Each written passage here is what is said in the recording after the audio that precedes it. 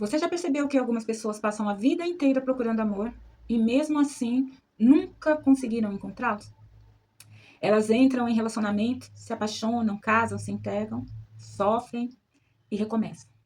E no final, continuam sentindo aquele mesmo vazio. Mas e se eu te dissesse que talvez o problema seja justamente aquilo que você aprendeu a chamar de amor? E se aquilo que você acredita ser amor, na verdade, seja apego, dependência emocional, carência, medo de abandono, idealização ou até posse? Porque existe uma verdade desconfortável que poucas pessoas estão preparadas para ouvir. Nem todo mundo que diz eu te amo, ama de verdade. E pior, muitas vezes somos nós mesmos que não sabemos o significado da palavra amor, nem tampouco o que é amar. Ao longo da história, filósofos tentaram explicar o amor. Religiões tentaram ensinar o amor. Poetas tentaram descrever o amor. A ciência tentou medir o amor. E a psicologia tenta compreendê-lo. Mas apesar de milhares de anos de estudo, o amor continua sendo uma das experiências mais mal interpretadas da existência humana. E talvez seja exatamente por isso que tanta gente sofre. Porque passamos a vida procurando alguém para preencher um vazio que talvez não tenha sido criado pela ausência de outra pessoa, mas pela ausência de nós mesmos. Nesse vídeo, vamos fazer uma viagem profunda pela psicologia, pela filosofia, pela sociologia, pela neurociência e até pela espiritualidade, para responder perguntas que podem mudar completamente a forma como você enxerga seu relacionamento. O que é o amor verdadeiro? Existe diferença entre a forma como os homens amam e como as mulheres amam? Por que algumas pessoas confundem sofrimento com amor? Por que a paixão tão deliciosa acaba? Por que alguns relacionamentos sobrevivem décadas enquanto outros desmoronam em poucos meses? E talvez a pergunta mais importante de todas: como reconhecer quando você encontrou alguém para amar e quando está apenas tentando fugir da sua própria solidão? Eu quero te fazer um convite. Assista esse vídeo até o final, vai? Porque o que você vai descobrir aqui não é apenas sobre relacionamentos. É sobre a forma como você foi ensinado a amar. E talvez, no final desta conversa, você perceba que o amor não é aquilo que você procurou durante a sua vida inteira. Talvez o amor seja algo muito maior, muito melhor e muito mais simples. É muito mais transformador do que você jamais imaginou. Eu sou Keller Damasceno, psicanalista e analista corporal. Também sou terapeuta integralista. E hoje nós vamos mergulhar em uma das questões mais importantes da existência humana. O que realmente é o amor? E qual o significado de amar? E talvez a resposta mais honesta seja a seguinte: o amor não é um sentimento. O amor é uma forma de presença. Os sentimentos, eles vão e voltam. A paixão sobe e desce. O desejo oscila. A admiração muda. Mas o amor verdadeiro permanece mesmo quando todas essas coisas estão temporariamente ausentes. A psicologia, a filosofia, a sociologia e até a neurociência vem tentando explicar isso há séculos. O amor, na perspectiva da psicologia, ela pode ser confundida com uma teoria conhecida por nós através de John Bauer, a teoria do apego. Amar significa criar uma base segura. Quando uma criança sofre, ela não procura uma solução. Ela procura alguém, um colo, uma voz, um olhar. Quando adultos, continuamos fazendo exatamente da mesma forma. Só que agora, chamamos isso de relacionamento. Por isso, nos momentos mais difíceis da vida, não queremos conselhos, queremos presença. Queremos alguém que diga, eu estou aqui. É por isso que a solidão dói tanto. O cérebro interpreta abandono emocional de maneira muito semelhante à dor física. Amar é se tornar um lugar seguro para um outro alguém existir. A neurociência mostra que o amor passa por várias fases. Primeiro vem a paixão. Nessa fase predominam dopamina, adrenalina e noradrenalina. É o período da obsessão. Você pensa na pessoa o tempo todo, idealiza, sente euforia, mas isso não dura para sempre. Depois surge o vínculo. Aí entram a oxitocina e a vasopressina. É quando o amor deixa de ser fogo e vira casa. A paixão pergunta: quanto eu desejo você? E o amor pergunta: quanto eu consigo permanecer ao seu lado? Platão acreditava que amar era buscar aquilo que nos completa. Já Aristóteles dizia algo ainda mais profundo: o amor é desejar o bem do outro somente pelo bem do outro. Não porque eles nos fazem felizes, não porque nos dá prazer, mas porque sua existência se tornou importante para nós. Martin Buber diria que o amor verdadeiro acontece quando o outro deixa de ser objeto e passa a ser presença. Não é o que você faz por mim, é quem você é para mim. A sociedade moderna criou um problema novo. Temos mais opções de relacionamentos do que qualquer outra geração histórica. Mas nunca estivemos tão inseguros para permanecer.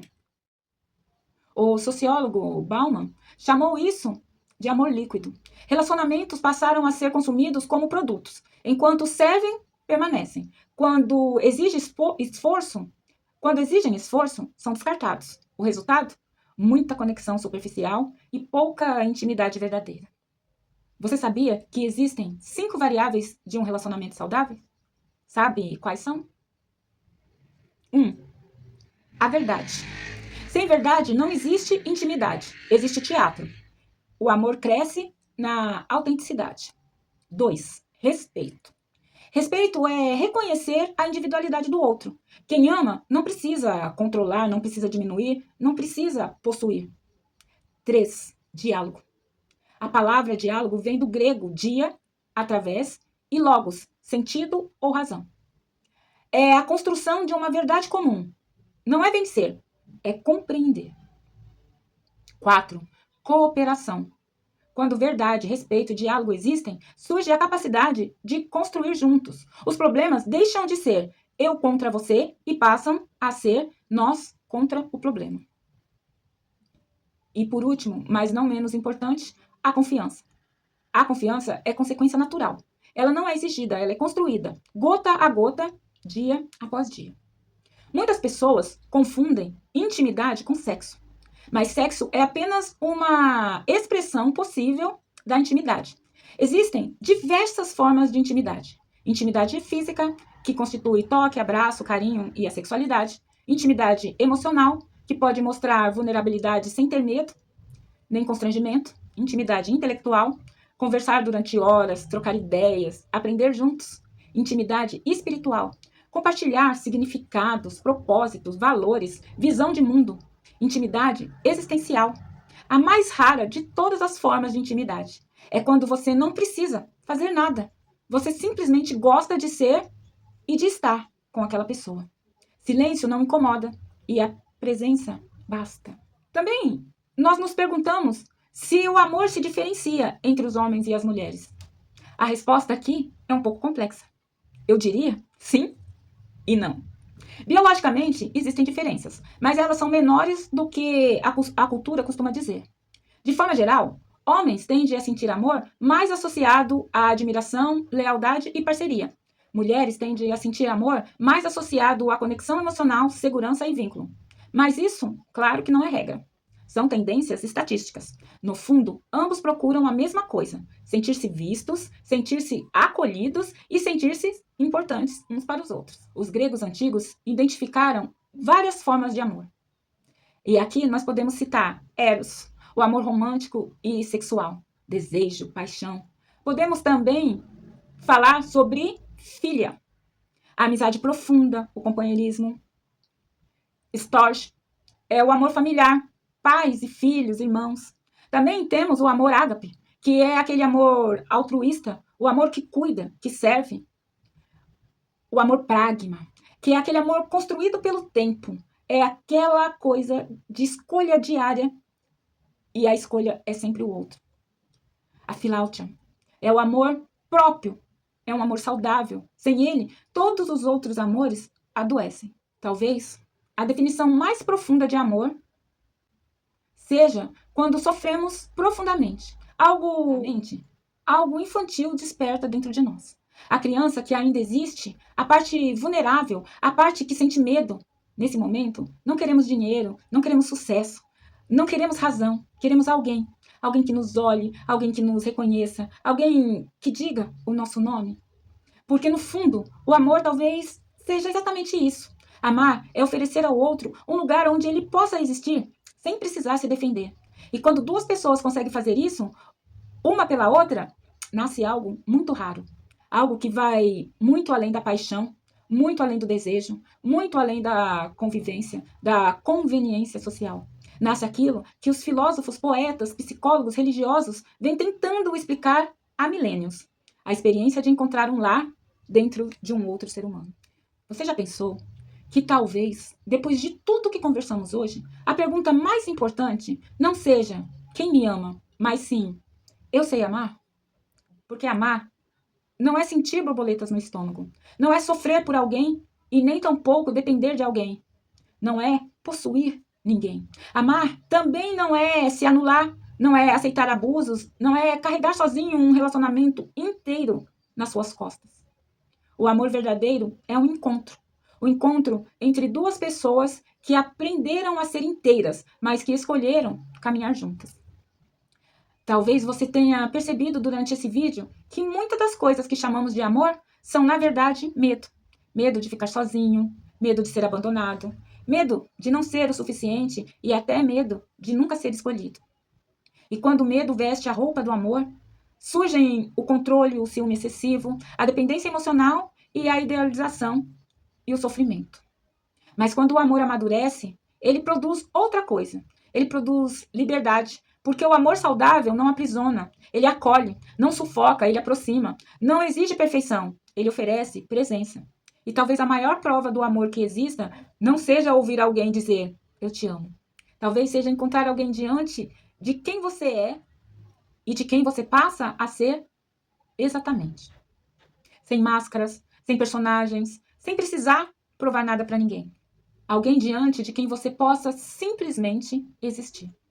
E se você olhar para os grandes mestres da humanidade, para a psicologia, para a filosofia, para a espiritualidade e até para a ciência moderna, todos eles parecem apontar para uma mesma direção. No final das contas, o ser humano não está procurando sucesso, não está procurando dinheiro, não está procurando status. O ser humano está procurando pertencimento, está procurando conexão e está procurando amor.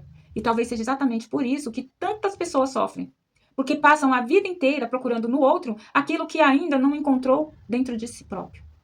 Então, eu quero te deixar aqui uma pequena reflexão. Se hoje você está em um relacionamento, pergunte-se: existe verdade? Existe respeito? Diálogo? Cooperação? Confiança? Porque quando essas bases existem, aí sim o amor floresce. Mas se elas não existem, talvez o problema não seja a falta de amor. Talvez seja a ausência dos alicerces que sustentam o amor. E agora eu quero ouvir de você. Qual foi a maior lição que esse vídeo trouxe para a sua vida? Qual parte mais mexeu com você? Escreva aqui nos comentários. Eu leio muito deles e vários acabam inspirando os próximos conteúdos do canal. E se esse vídeo fez sentido para você, deixa o seu like. Parece simples, mas isso ajuda o YouTube a entender que esse conteúdo merece alcançar mais pessoas que estão sofrendo, buscando respostas ou tentando compreender melhor os seus próprios relacionamentos. Compartilhe esse vídeo com alguém que precise ouvir essa mensagem. E se você é novo por aqui, inscreva-se no canal Corpo e Consciência. Aqui nós não falamos apenas sobre relacionamentos. Nós falamos sobre aquilo que existe por trás deles. As feridas, os traumas, os padrões inconscientes, a formação de personalidade, análise corporal e a psicanálise aplicada à vida real, de verdade. Porque muitas vezes o problema não está no relacionamento. O problema está nas dores que levamos para dentro dele. Eu sou Keller Damasceno, psicanalista, analista corporal e também sou terapeuta integralista. E a minha missão é ajudar você a compreender sua mente, decifrar seus padrões emocionais e construir relações mais conscientes consigo mesmo e com o mundo. Cuide-se. Cuide de quem você ama. E nunca se esqueça, o amor mais transformador que existe não é aquele que encontra você, é aquele que desperta quem você realmente é. Um grande abraço e nos vemos no próximo vídeo.